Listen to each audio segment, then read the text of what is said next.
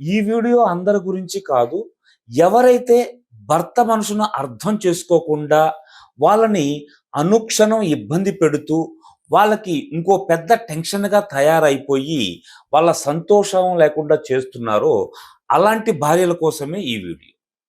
అయితే భర్తని మీరు అర్థం చేసుకోవడానికి ట్రై చేయాలి.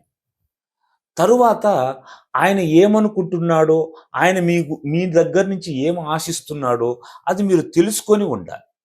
ఒకవేళ మీకేదైనా బాధుంటే డైరెక్ట్‌గా సుత్తు లేకుండా సూటిగా చెప్పాలి కానీ, హింటిస్తే వాళ్ళు అర్థం చేసుకోలేరు. తలా తోకా లేకుండా చెప్తే వాళ్ళు అర్థం చేసుకోలేరు. మీ బాధనేది స్ట్రెయిట్‌గా చెప్పగలిగితేనే ఆ భర్తలనే వాళ్ళు అర్థం చేసుకుంటారు. వాళ్ళు చేయగలిగినంత మీకు చేయటానికి ప్రయత్నం చేస్తారు.